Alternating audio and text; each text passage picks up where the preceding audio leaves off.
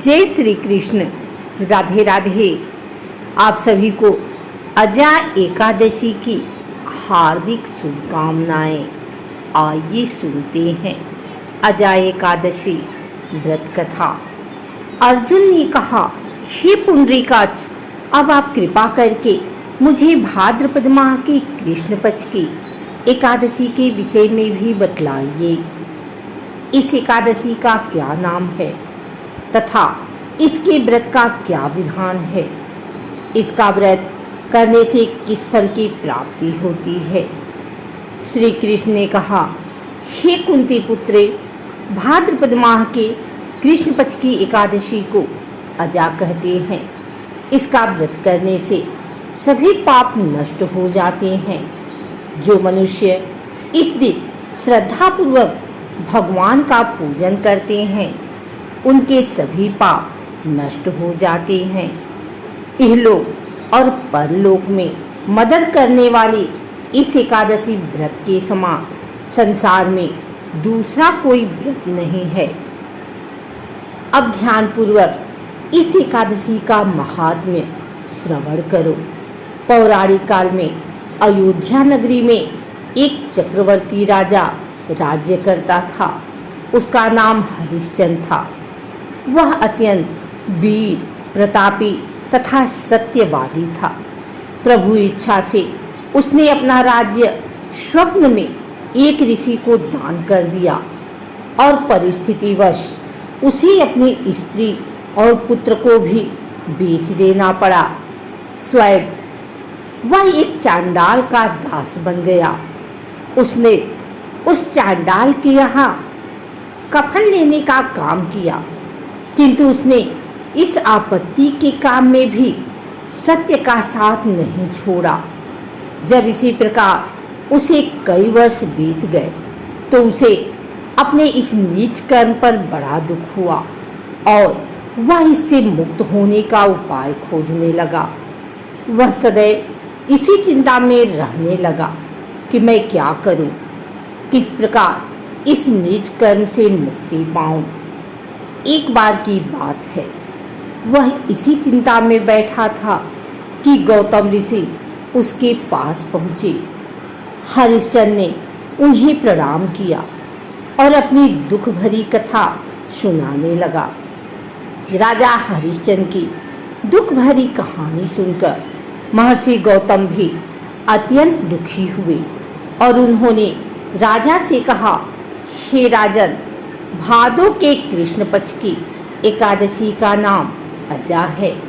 तुम उस एकादशी का विधान पूर्वक व्रत करो तथा रात्रि को जागरण करो। इससे तुम्हारी सभी पाप नष्ट हो जाएंगे। महर्षि गौतम इतना कह आलोप हो गए। अजा नाम की एकादशी आने पर राजा हरिश्चंद्र ने महर्षि के कहे अनुसार विधान पूर्वक उपवास तथा रात्रि जागरण किया। इस व्रत के प्रभाव से राजा के सभी पाप नष्ट हो गए। उस समय स्वर्ग में नगाड़े बजने लगे तथा पुष्पों की वर्षा होने लगी।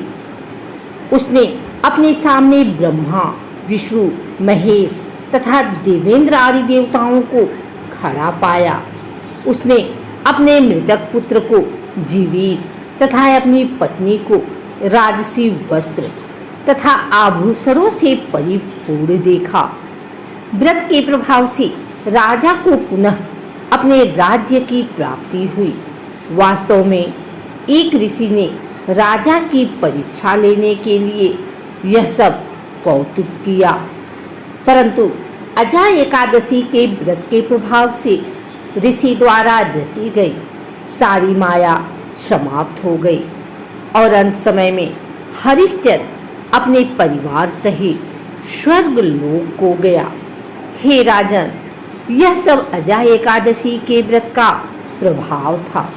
जो मनुष्य इस उपवास को विधान पूर्वक करते हैं तथा रात्रि जागरण करते हैं उनके सभी पाप नष्ट हो जाते हैं और अंत में वे स्वर्ग को प्राप्त करते हैं।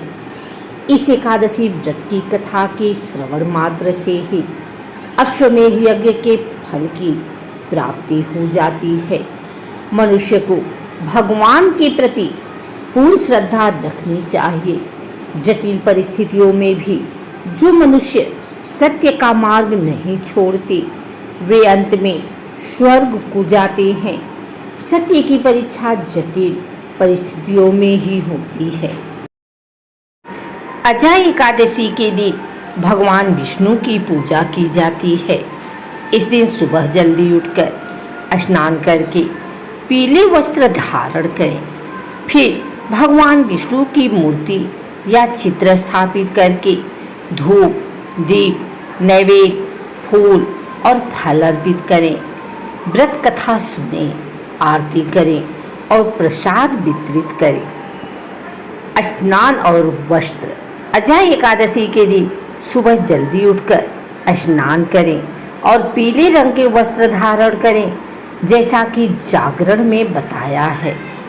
एक वेदी पर भगवान विष्णु की मूर्ति या चित्र स्थापित करें। देसी घी का दीपक जलाएं।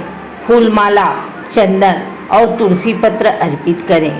पंचामृत, फल और मखाने की खीर या कोई भी मिठाई चढ़ाएं। अजय एकादशी व्रत कथा का पाठ करें। श्री हरि के मंत्रों का जाप करें, आरती करें। व्रत करने वाले को चावल और तामसिक चीज़ों से परहेज करना चाहिए। अगले दिन ब्राह्मण को भोजन और दान देकर व्रत का पारण करें। कुछ लोग इस दिन निराहार व्रत रखते हैं, जबकि कुछ फलाहार करते हैं। इस दिन भगवान विष्णु के साथ माता लक्ष्मी की भी पूजा करना शुभ माना जाता है। गरीबों और जरूरतमंदों को अनाज, कपड़े और फल आदि का दान करना भी फलदायी होता है। एकादशी के दिन तुलसी के पत्ते भगवान विष्णु को अर्पित करना विशेष रूप से शुभ माना जाता है।